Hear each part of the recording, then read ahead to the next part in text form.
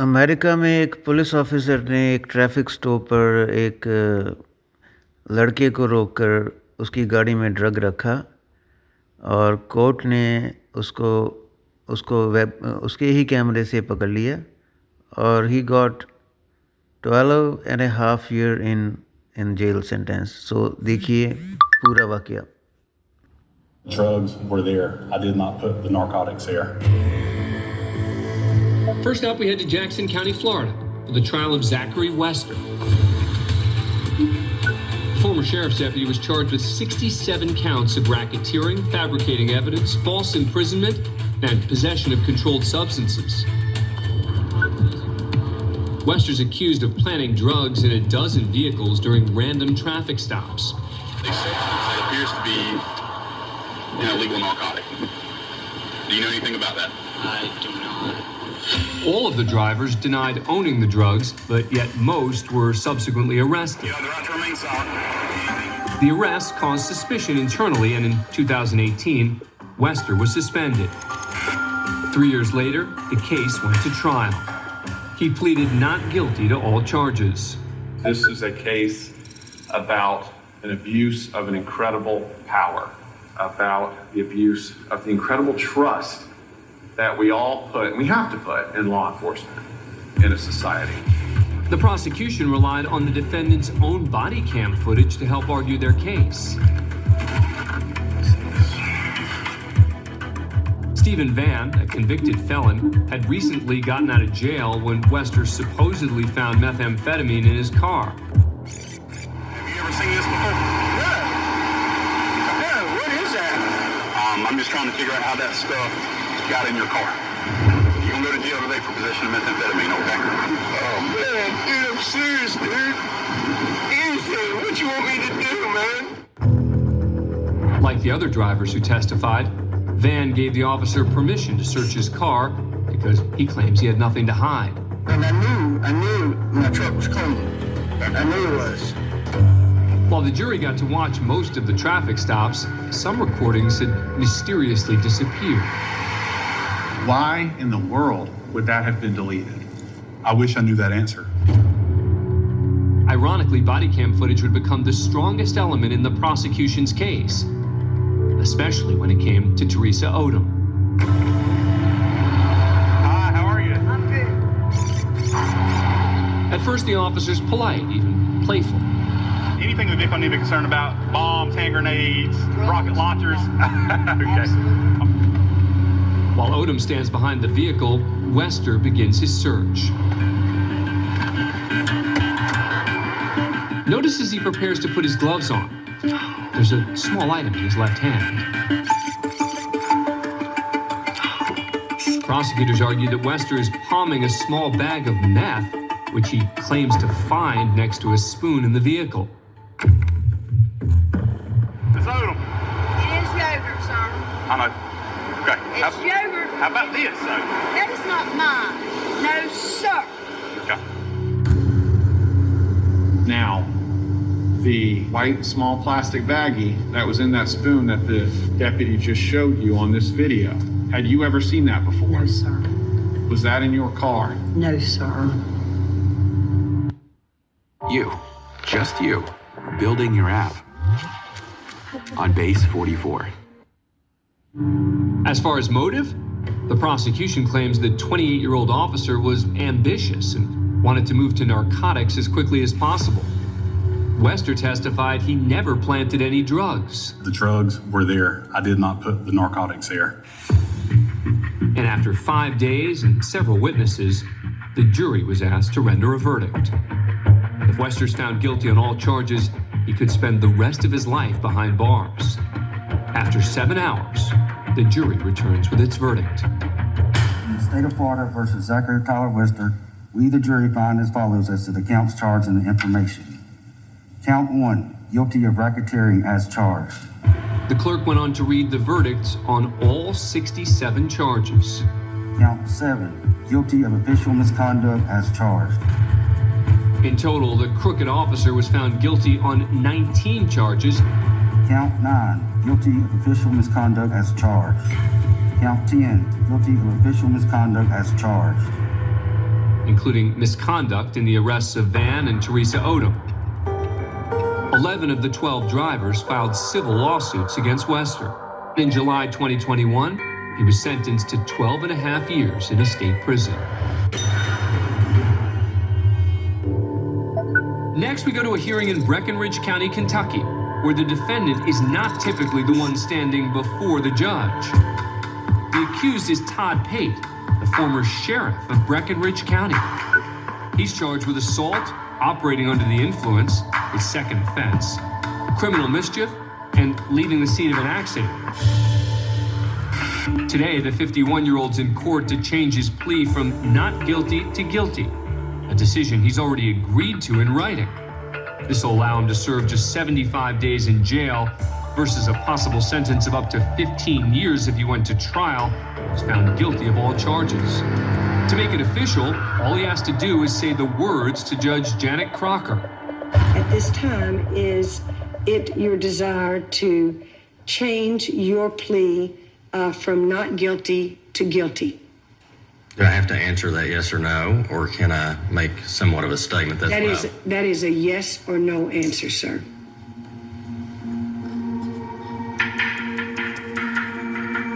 Will I have the opportunity to say anything further? If it is your intention to change your plea from not guilty to guilty, certainly you'll have an opportunity to make any statement. But if it is not your intent to enter a guilty plea at this time, then I'm going to set your case for jury trial, and you're going to stop wasting my time and everybody else's time this afternoon. Ma'am, I'm not trying to waste your time. And then is it your intention to enter a guilty plea at this time or not, sir? No. Why am I wasting your time? Mr. Chambers. The judge ignores the question and checks in with the prosecution. Why am I wasting your time? Mr. Chambers, what is the Commonwealth's position at this time, sir? Your Honor, we would move to revoke the defendant's bond at this time. The judge orders a brief recess, perhaps hoping Pate's attorney can remind him guilty. Back in court, the judge tries again. Let's get back on the record and see if we can sort this out. At this point in time, what is Mr. Pate's decision with respect to his guilty pleas? So I believe I'll just let him answer that question if it pleases the court. All right. So, Mr. Pate? Can I say a few things, or? I need to understand what it is that we're doing here today, Mr. Pate.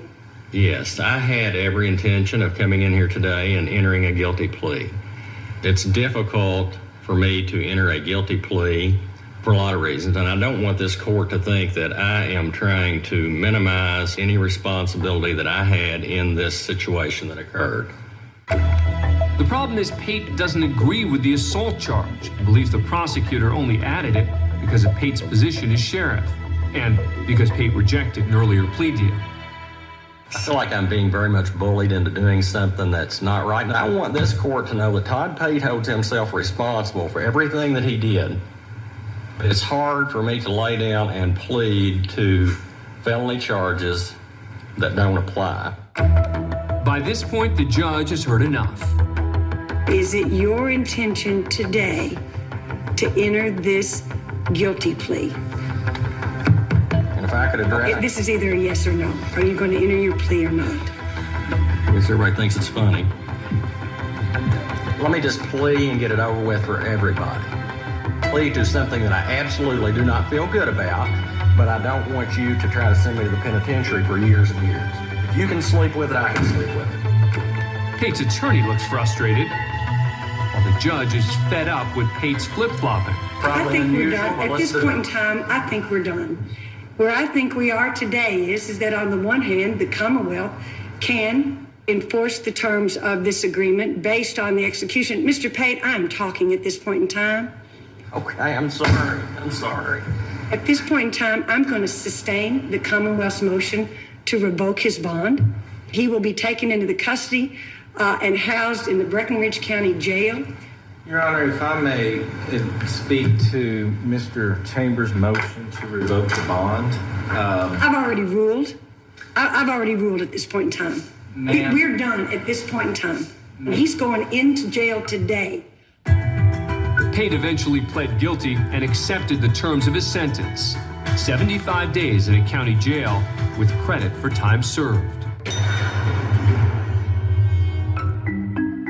Next, we're in San Luis Obispo, California, where even though court is in recess, things are heating up between opposing counsel. On one side is Timothy McGill, whose client, a state hospital employee, is suing for wrongful termination. And on the other end of the table is the state's second highest ranking legal officer, Deputy Attorney General Jenny Mariah Kelly.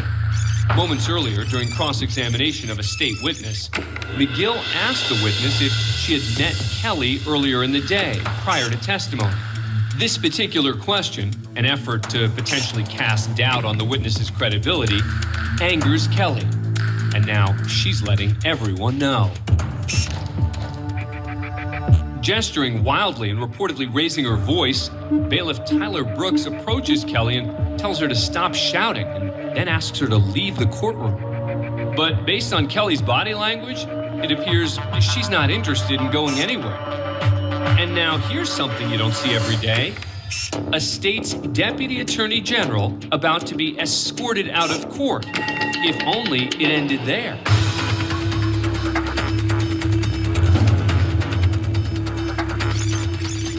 According to the sheriff's report, after Kelly refuses to lower her voice or leave the courtroom, the bailiff then grabs her hands to escort her out. But when she pulls away, the bailiff wrestles her to the floor. As Kelly's co-counsel looks on in disbelief, other deputies arrive and help handcuff Kelly as she continues to resist.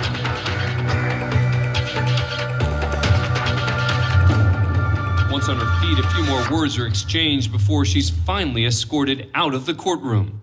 The California Deputy Attorney General was charged with resisting a peace officer, but later pled no contest to the lesser charge of disturbing the peace. She was also ordered to pay a $1,000 fine and complete anger management classes.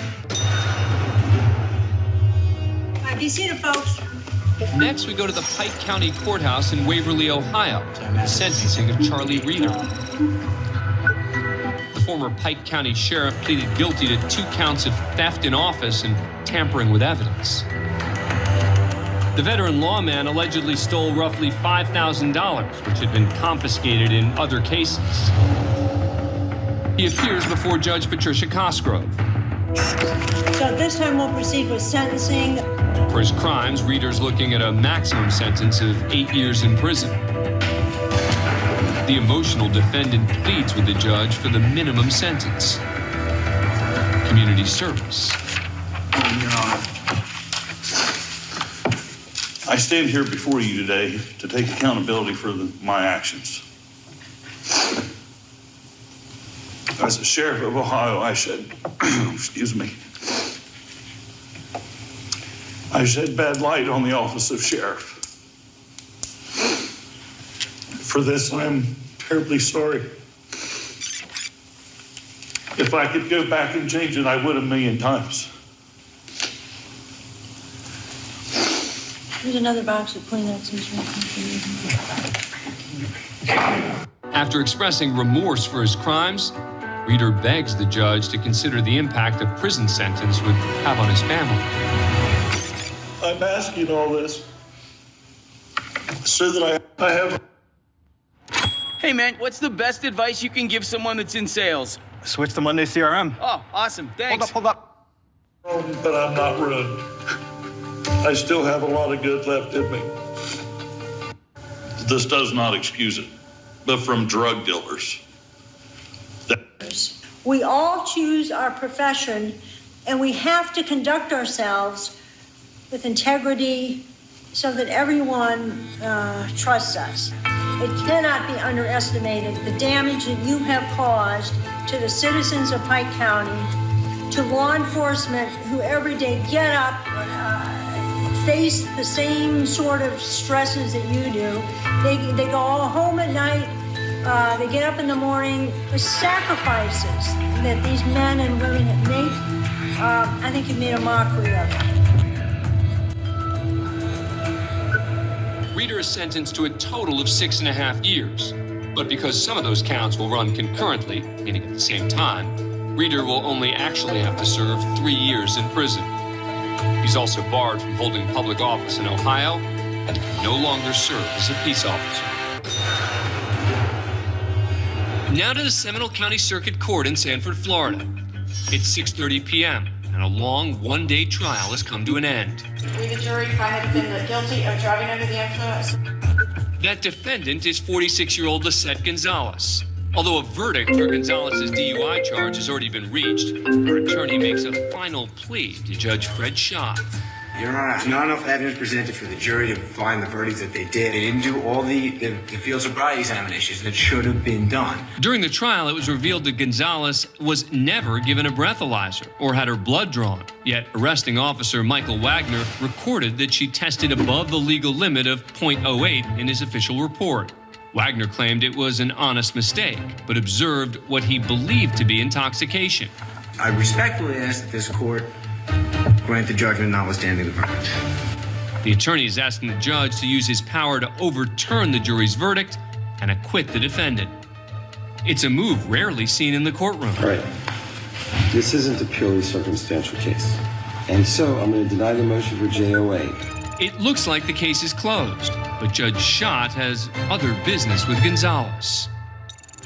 Now, we have this other case for driving while license suspended. 2 months after her DUI arrest, Gonzalez was ticketed for driving with a suspended license. Problem is, the only reason her license was suspended was because of the inaccurate paperwork filed by Officer Wagner. I want to be enlightened. It was a mistake, admittedly, by Michael Wagner. I know. He testified to that today. He caused her to have her driver's license suspended for at least a few months for nothing. So are you going to null process that case, or am I going to get mad at you today? The judge is addressing prosecutor Diana Mears. Perhaps you can get mad at me, Your Honor, but at this point... Why wouldn't you? Wait a minute. Did you hear the uncontroverted testimony of this officer? Your Honor. Then I want you taking him up on perjury. Your Honor. Will you take him up for perjury? He admitted it was a mistake, Your Honor. No, but he lied. He lied on a sworn Absolutely citation. not, Your Honor, and that is not true. I'm dismissing. I am dismissing this charge. No, I'm dismissing the charge. The judge has just dismissed the defendant's upcoming case, but he's not done yet. This whole case was fishy, and I have no idea how they... You know what? Their address on file. You know what? The state intends to amend I'm the charge granting. and proceed on I'm rescinding the sentence. I'm granting the JOA. Judge Schott has just reversed his decision and acquitted the defendant on the spot. So you're granting it because you don't agree with the state's decision on I'm the granting other the charge? JOA in fairness. In fairness, because you don't like the state's decision today, Your Honor, on the case? No, you're not. Now that I consider what Officer Wagner testified to and how many times he basically tripped over himself just to arrest this lady with no real probable cause. You're done. Motion to JOA is granted. And you're not going to provide a written order on that? Nope. You want to appeal me? Appeal me. Thank you, Your Honor. The case should have never been done. Never. Thank you for letting us know that, Your Honor. The defendant, Lisette Gonzalez, walks out of the courtroom, free of all charges. So thank you very much for watching. So आपने देखा कैसे. So actually, just try to say the superpower is there. Like no matter what they do, sometime they get away with that. Not sometime, I think like most of the time they get away with that. But not this time. So I hope you like the video. Thank you.